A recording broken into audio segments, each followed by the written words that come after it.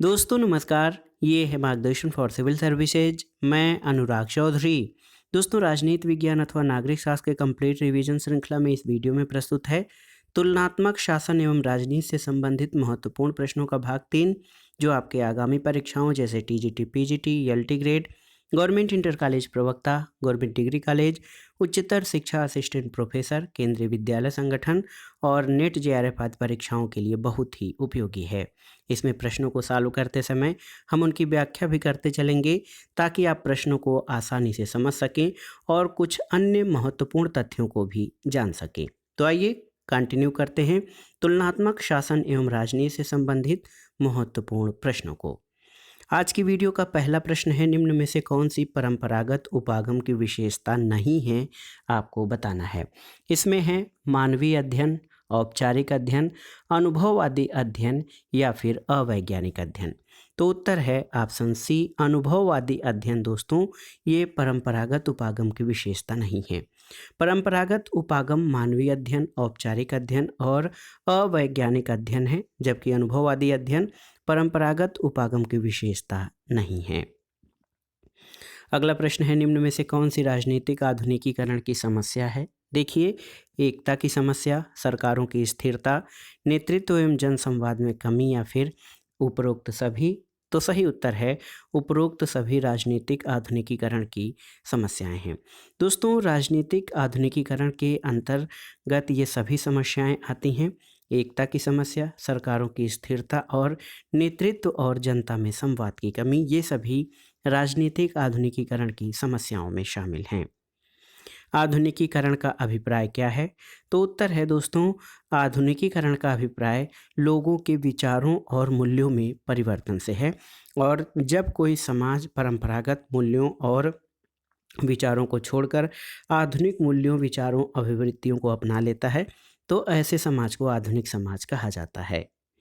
अगला प्रश्न है, आधुनिकीकरण का कौन सा मौलिक तत्व नहीं है। देखिए, विभिन्नीकृत राजनीतिक संरचनाएं, बढ़ती हुई राजनीतिक सहभागिता, केंद्र और परिधि के मध्य बढ़ती हुई अंतःक्रिया या घटती हुई बुद्धिसंगतता। तो सही उत्तर है घटती हुई बुद्धिसंगतता। ये आधुनिकीकरण का मौलिक तत्व नहीं है, जबकि ऐसी व्यवस्था जिसमें राजनीतिक संरचनाएं विभिन्नीकृत होती हैं, सहभागिता बढ़ती है और केंद्र और परिधि के बीच अंतःक्रिया बढ़ती है, ये सभी आधुनिकीकरण के तत्व हैं। अगला प्रश्न है, निम्नांकित में से डेविड ईस्टन किसे इतिहासवाद के कारण राजनीतिक सिद्धांत के पतन के लिए उत्तरदायी नहीं मानते थे। तो यहाँ पर देखिए, विलियम डनिंग, लियो स्ट्रास, चार्ल्स एज मैकलिविन और जॉर्ज सेबाइन। तो दोस्तों लियो स्ट्रास। देखिए, डेविड ईस्टन लियो स्ट्रास को इतिहासवाद के कारण राजनीतिक सिद्धांत के पतन के लिए उत्तरदायी नहीं मानते हैं।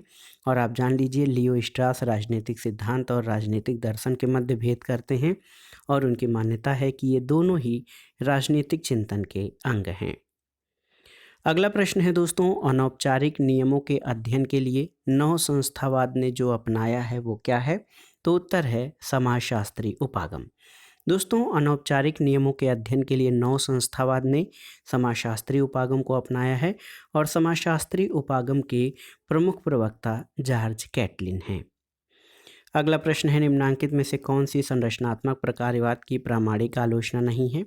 देखिए, ऑप्शन है ये मुख्य रूप से व्यवस्था के अनुरक्षण से संबंधित है, वैचारिक रूप से ये रूढ़िवाद की ओर झुकी हुई है, समाज में शक्ति संबंधों का विश्लेषण करने के लिए यह सिद्धांत उपयुक्त नहीं है और यह सिद्धांत पाश्चात्य पूंजीवादी व्यवस्था को विकासशील विश्व के लिए उपयुक्त बताता है। तो ऑप्शन डी ये जो है संरचनात्मक प्रकारवाद की जो है प्रामाणिक आलोचना नहीं है।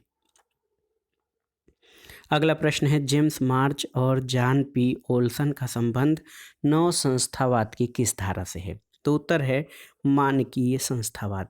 दोस्तों जेम्स मार्च और जॉन पी ओल्सन का संबंध नव संस्थावाद की मानकीय धारा से है।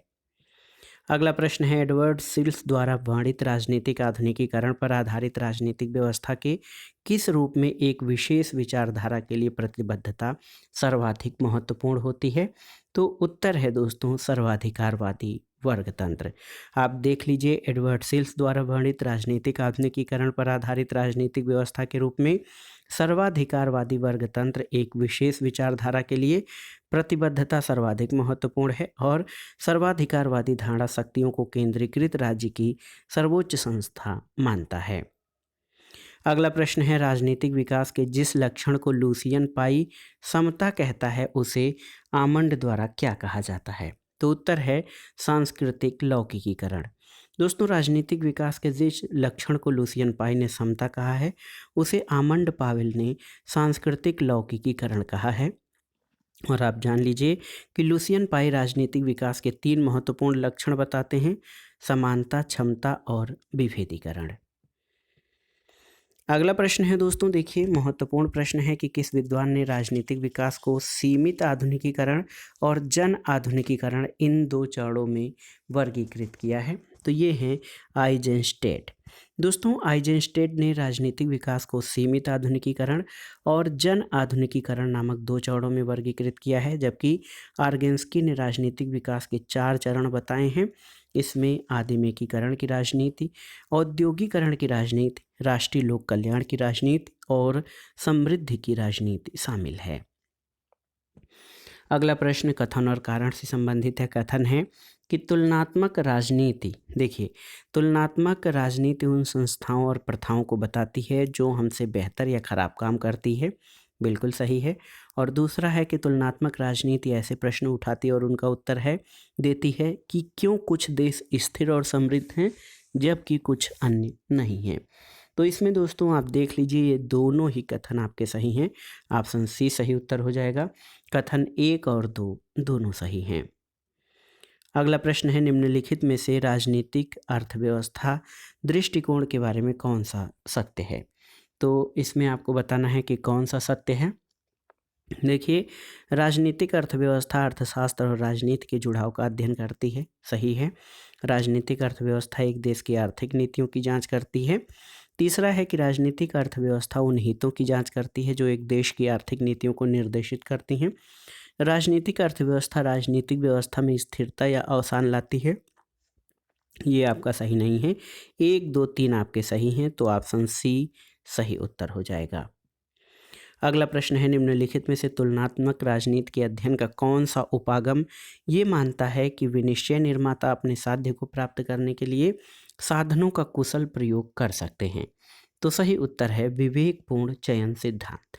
दोस्तों, कंपैरेटिव पॉलिटिक्स के अध्ययन का विवेकपूर्ण चयन सिद्धांत ये मानता है कि विनिश्चय निर्माता अपने साध्य को प्राप्त करने के लिए साधनों का कुशल उपयोग कर सकते हैं। अगला प्रश्न है, काफमैन, देखिए एक विचारक है, काफमैन के द्वारा परिभाषित सुशासन की निम्नलिखित में से कौन सी विशेषता नहीं है?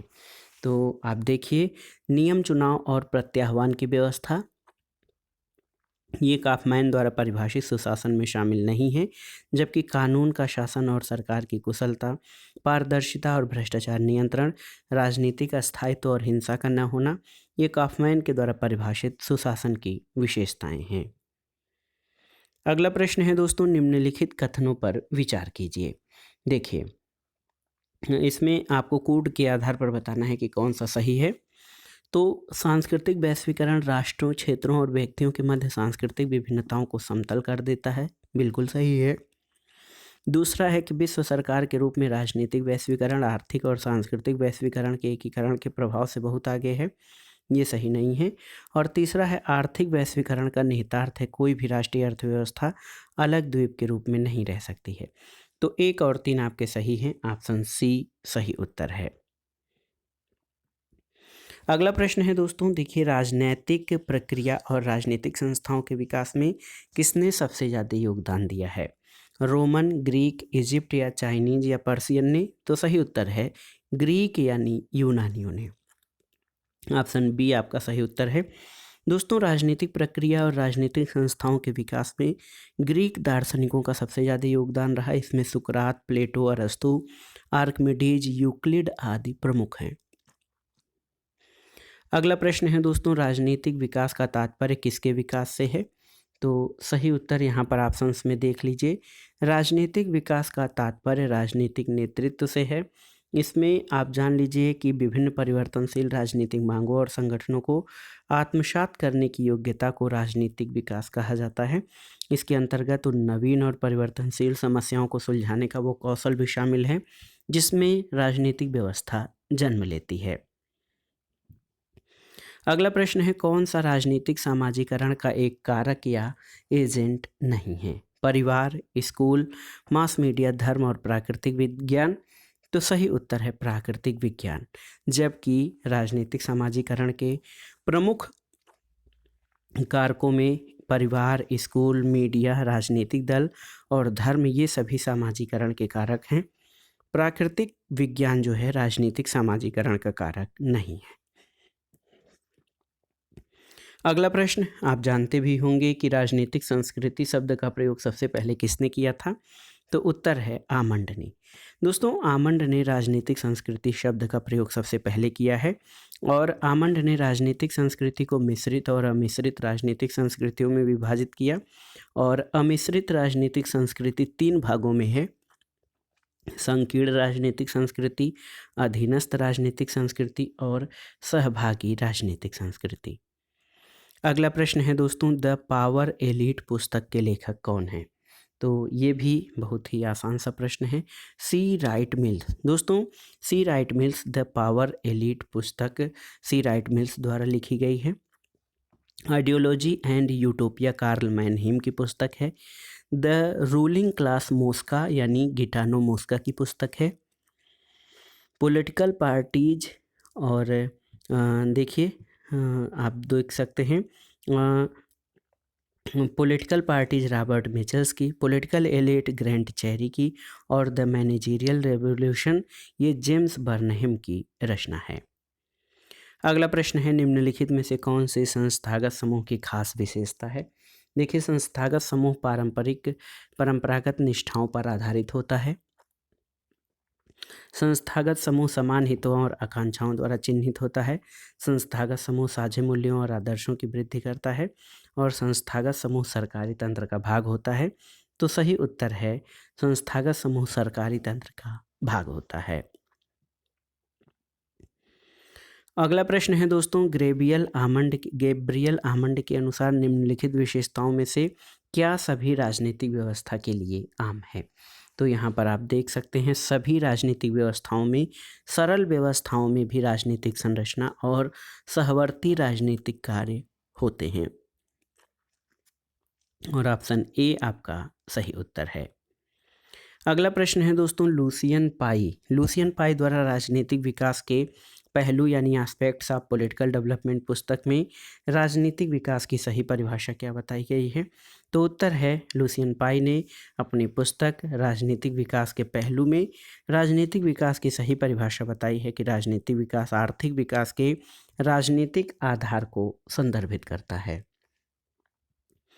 अगला प्रश्न है दोस्तों, कार्ल डायस द्वारा व्यक्त संचार सिद्धांत संचार के किस मॉडल से लिया गया है?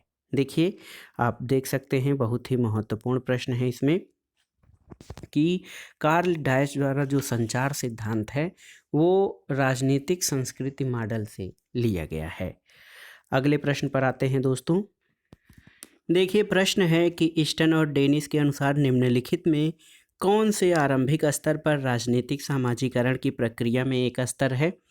ऑप्शन है कुछ सत्तावादी शासनों को बढ़ावा देने के लिए, आर्थिक विकास को आधार देने के लिए, व्यवहार दृष्टिकोण का सूक्ष्म विश्लेषण और राजनीतिक समाजशास्त्र के बृहद विश्लेषण के बीच खाई पाटने के लिए, या फिर दमनकारी राजनीतिक शासनों के खिलाफ क्रांतिकारी प्रवृत्तियों को बढ़ावा देने के लिए और राष्ट्रीय विधायिका, न्यायपालिका और मतदान के व्यवहार की तरह अवैयक्तिक राजनीतिक संस्थाओं को मान्यता प्रदान करने के लिए। तो ऑप्शन ई आपका सही उत्तर है। ईस्टन और डेनिस के अनुसार राष्ट्रीय विधायिका, न्यायपालिका और मतदान के व्यवहार की तरह अवैयक्तिक और राजनीतिक संस्थाओं को मान्यता प्रदान करने के लिए आरंभिक स्तर पर राजनीतिक सामाजिकरण की प्रक्रिया में एक स्तर है। अगला प्रश्न है, किसने राजनीतिक संचार के इलाके में प्रमुख विचारधारा मॉडल के सबसे प्रभावशाली संस्करण विकसित किया है? तो उत्तर है दोस्तों, देखिए नोम चोम्स्की और एंड हरमन ने। दोस्तों, याद रखिएगा कि नोम चोम्स्की और एंड हरमन ने राजनीतिक संचार के क्षेत्र में प्रमुख विचारधारा मॉडल के सबसे प्रभावशाली संस्करण का विकसित किया है। और राजनीतिक संचार उत्पादन, पारेषण और विनिमय की प्रक्रिया है। राजनीतिक जानकारी संरचनाओं की राजनीतिक गतिविधि है। अगला प्रश्न है दोस्तों, किसका कथन है कि राजनीतिक संस्कृति और शासन के स्थायित्व के बीच कोई सीधा संबंध नहीं है? तो ये हैं लिजफर्ड। दोस्तों, लिजफर्ड की पुस्तक है डेमोक्रेसी इन प्रिविलेज्ड सोसाइटी। इसमें उन्होंने माना है कि राजनीतिक संस्कृति और शासन के स्थायित्व के बीच कोई सीधा संबंध नहीं है। अगला प्रश्न है दोस्तों, देखिए, सी राइट मिल्स की रचना द पावर एलीट ने किसमें अभिजनों का सामान्य विश्लेषण प्रस्तुत किया है? तो उत्तर आप जान लीजिए। संयुक्त राज्य अमेरिका के विकसित पूंजीवाद के संबंध में सी राइट मिल्स की रचना द पावर एलीट में अभिजनों का सामान्य विश्लेषण प्रस्तुत किया है। तो अमेरिकी राजनीतिक चिंतक हैं सी राइट मिल्स। इन्होंने अपनी रचना में संयुक्त राज्य अमेरिका के विकसित पूंजीवाद में अभिजनों का सामान्य विश्लेषण प्रस्तुत किया है। और मिल्स ने अभिजन को परिस्थिति या मनोविज्ञान के बजाय आर्थिक और सामाजिक संरचना के आधार पर गठित बताया है। उनके अनुसार अमेरिका में किसी भी समय की अपेक्षा शक्ति अधिक सीमित, अल्पसंख्यक और संकुचित वर्ग के हाथ में संकेंद्रित रही है।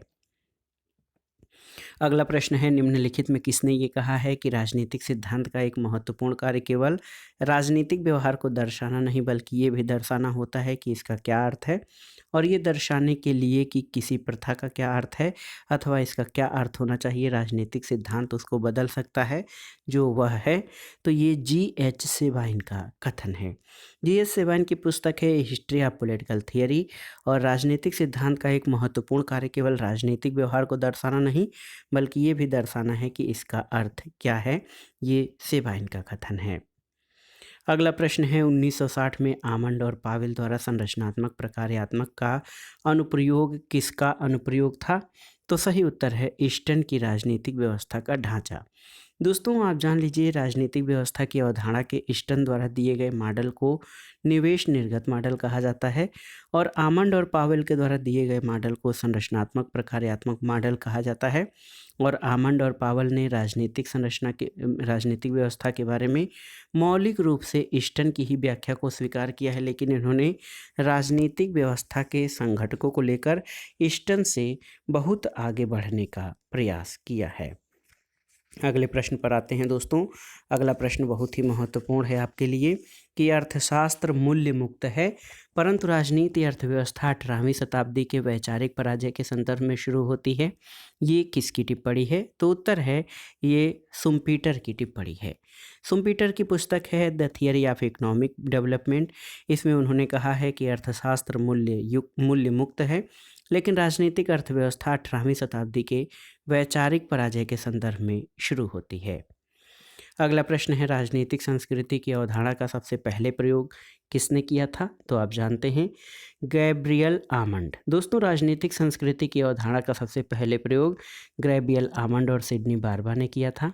इनकी पुस्तक है कि the civic culture, political attitude and democracy in 5 Nations 1963। इसमें इन्होंने 5 देशों ब्रिटेन, अमेरिका, इटली, जर्मनी और मैक्सिको में लोकतंत्र की स्थिरता और अस्थिरता पर राजनीतिक संस्कृति के प्रभाव की समीक्षा किया है।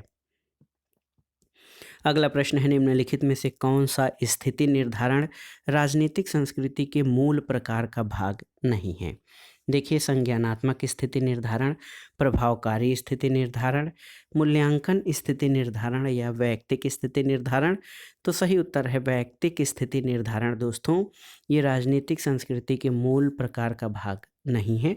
और आप जान लीजिए कि राजनीतिक व्यवस्था और राजनीतिक मुद्दों से संबंधित सामाजिक दृष्टिकोण, विश्वास और मूल्यों से राजनीतिक संस्कृति का निर्माण होता है।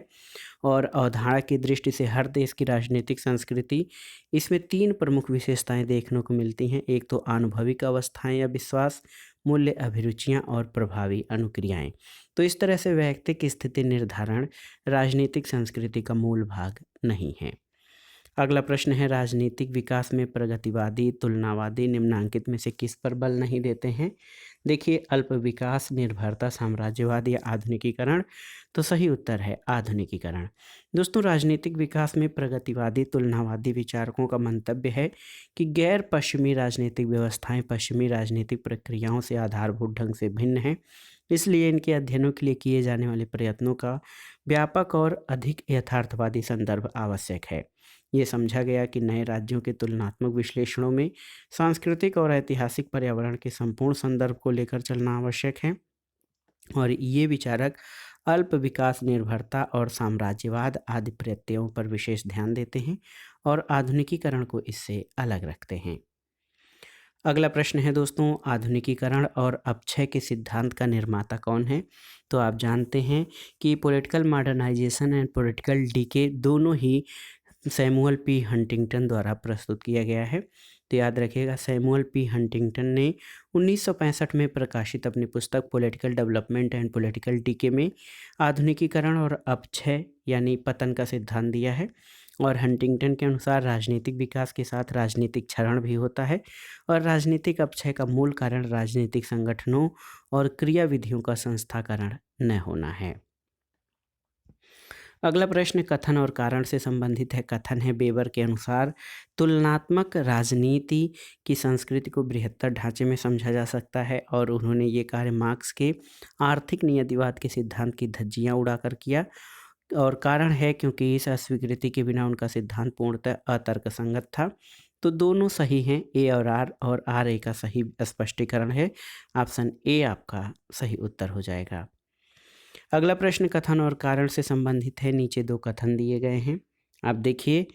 यहाँ पर बहुत ही महत्वपूर्ण प्रश्न है ये भी कि कथन है, संस्थागत उपागम से राजनीति के परिदृश्य का खाका तैयार करने में मदद मिल सकती है। बिल्कुल सही है। कारण है क्योंकि उस कार्यकलाप का उद्देश्य व्यक्तिगत स्वतंत्रता और सामूहिक समानता के प्रतिस्पर्धी मूल्यों में सामंजस्य स्थापित करना है। तो ए और आर दोनों सही हैं, और आर ए का सही स्पष्टीकरण करता है। अगला प्रश्न है, यह किस सिद्धांत का मत है कि जैसे ही समाज का विकास होगा वह पूंजीपति लोकतंत्र बन जाएगा जिसमें मूल्यों और अभिलक्षणों का एक सम्मिलित समुच्चय होगा। तो सही उत्तर है ये आधुनिकीकरण सिद्धांत का मत है कि दोस्तों आधुनिकीकरण के अधिकांश सिद्धांतकार इस समाज के वैश्वीकरण और उदारीकरण के नज़रिए से देखते हैं। आधुनिकीकरण सिद्धांत का मत है कि जैसे ही समाज का विकास होगा वह पूंजीपति लोकतंत्र बन जाएगा जिसमें मूल्यों और अभिलक्षणों का एक सम्मिलित समुच्चय होगा। अगला प्रश्न है, ये किसने कहा है कि क्रांति का अभिप्राय किसी एक भूभागी राजनीतिक सत्ता को चलाने वाली किसी प्रभारी समूह का किसी अन्य समूह द्वारा सशक्त आकस्मिक प्रतिस्थापन है? तो सही उत्तर है क्रेन ब्रिंटन। दोस्तों अमेरिकन विद्वान क्रेन ब्रिंटन ने अपनी पुस्तक द एनाटॉमी ऑफ रिवॉल्यूशन में क्रांति के बारे में विधिवत वर्णन किया है। ब्रिंटन के अनुसार क्रांति का अभिप्राय किसी एक भूभागीय राजनीतिक सत्ता को चलाने वाले किसी प्रभारी समूह का किसी अन्य समूह द्वारा सशक्त आकस्मिक प्रतिस्थापन है।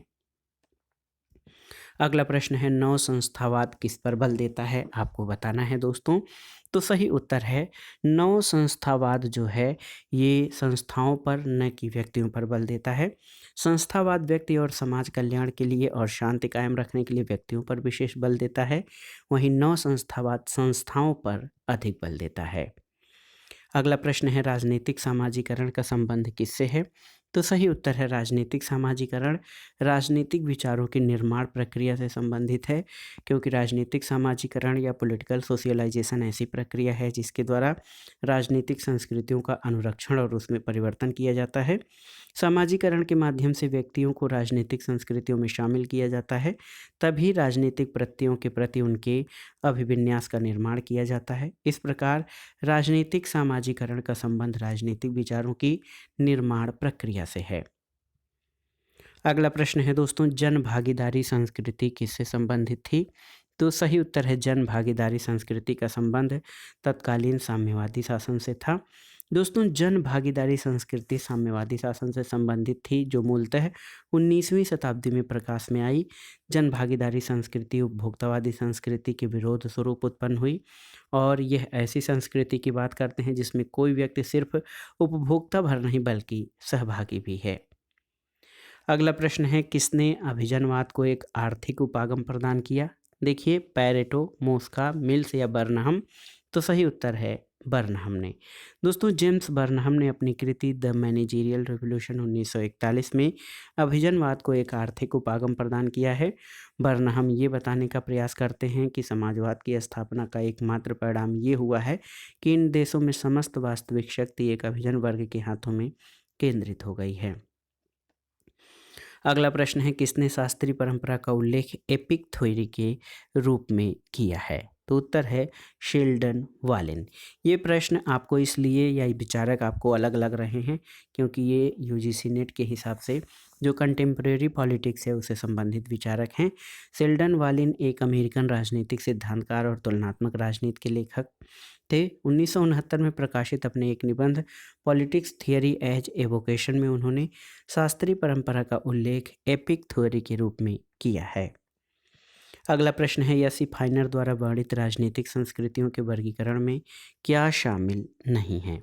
देखिए, परिपक्व राजनीतिक संस्कृति, विकसित राजनीतिक संस्कृति, निम्न राजनीतिक संस्कृति और मध्यम वर्गीय राजनीतिक संस्कृति। तो मध्यम वर्गीय राजनीतिक संस्कृति इसमें शामिल नहीं है क्योंकि फाइनर द्वारा वर्णित राजनीतिक संस्कृतियों के वर्गीकरण में मध्य वर्गीय राजनीतिक संस्कृति शामिल नहीं है। अगला प्रश्न है दोस्तों, हंटिंगटन आधुनिकीकरण सिद्धांत का आलोचक है क्योंकि इस सिद्धांत में ध्यान नहीं रखा जाता है किसका? तो उत्तर है पारंपरिक समाज में अनेक स्पर्धी मूल्य प्रणालियों और संस्कृतियों की उपस्थिति का ध्यान आधुनिकीकरण सिद्धांत में नहीं रखा जाता है। दोस्तों सैमुअल पी हंटिंगटन एक अमेरिकी राजनीतिक वैचारिक और सलाहकार थे। Political order in changing societies, the clash of civilisation इनकी प्रसिद्ध कृतियां हैं।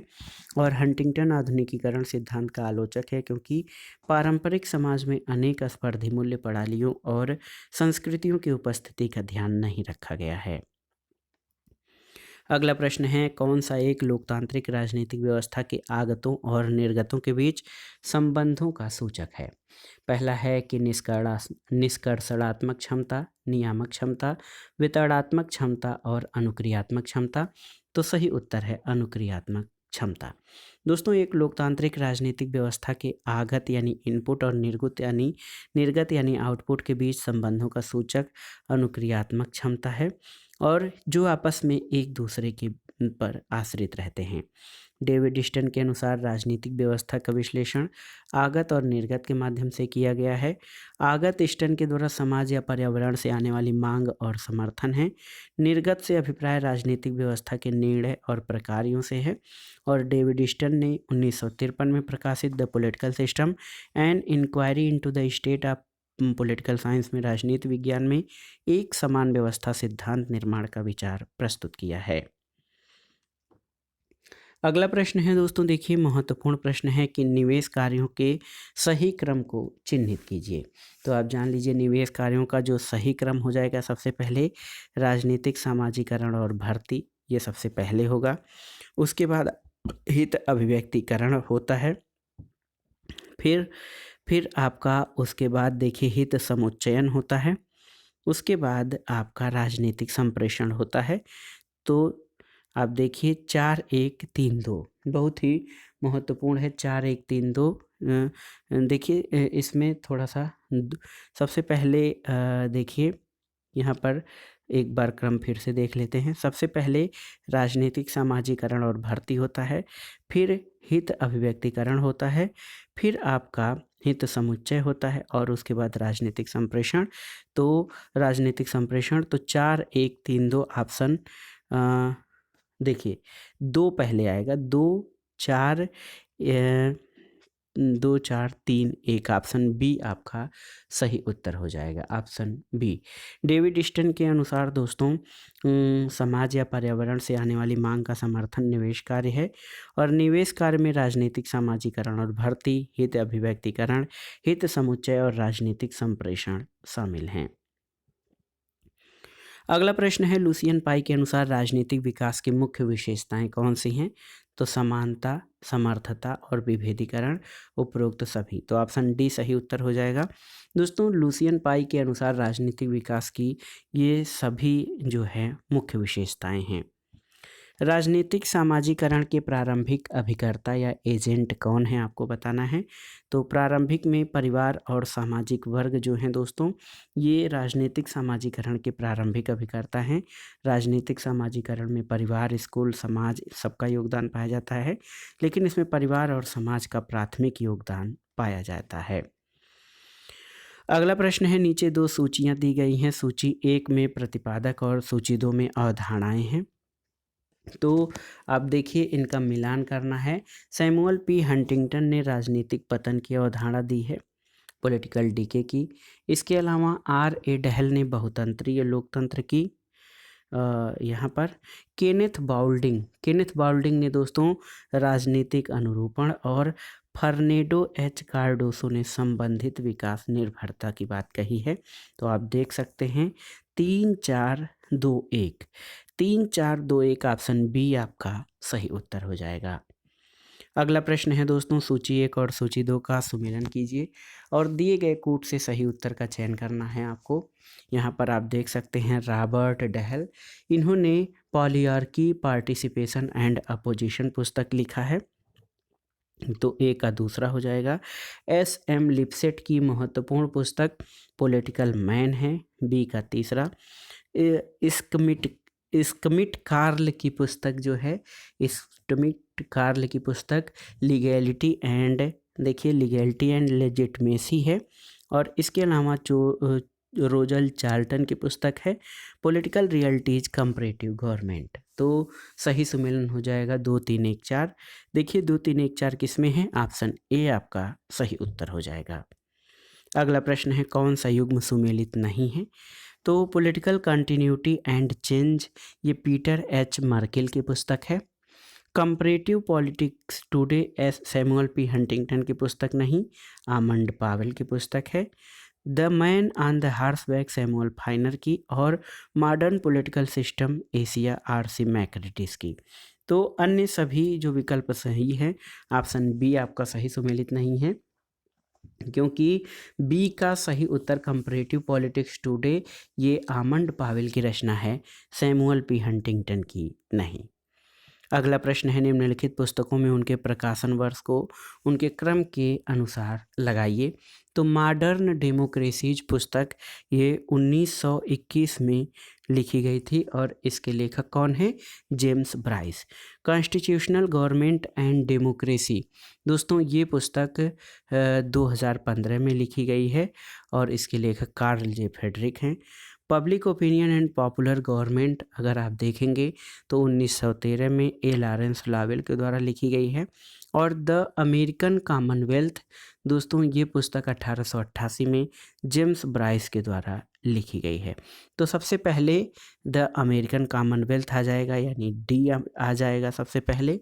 उसके बाद आपका आएगा public opinion and popular government, तो सी आ जाएगा। उसके बाद आएगा मॉडर्न डेमोक्रेसीज, ए आएगा। और फिर सबसे लास्ट में आ जाएगा आपका constitutional government and democracy, DCAB option B आपका सही उत्तर हो जाएगा। तो दोस्तों ये था आज का वीडियो। राजनीति विज्ञान अथवा नागरिक शास्त्र से महत्वपूर्ण प्रश्नों की श्रृंखला में कंपैरेटिव पॉलिटिक्स यानी तुलनात्मक शासन एवं राजनीति से संबंधित महत्वपूर्ण प्रश्नों की श्रृंखला, और इसमें हमने तुलनात्मक राजनीति से संबंधित महत्वपूर्ण प्रश्नों को कवर कर लिया है। आगे के वीडियो में संविधान एवं संविधानवाद, परिभाषा और वर्गीकरण से संबंधित हम अलग महत्वपूर्ण प्रश्नों को कवर करेंगे, जो आपके आगामी परीक्षाओं के लिए बहुत ही उपयोगी होगा। आप इन प्रश्नों को तैयार कर लीजिएगा। वीडियो आपको कैसा लगा हमें कमेंट बॉक्स में ज़रूर बताइएगा। वीडियो को लाइक करें, शेयर करें, और इस चैनल मार्गदर्शन फॉर सिविल सर्विसेज को सब्सक्राइब करें। वीडियो देखने के लिए धन्यवाद दोस्तों, नमस्कार।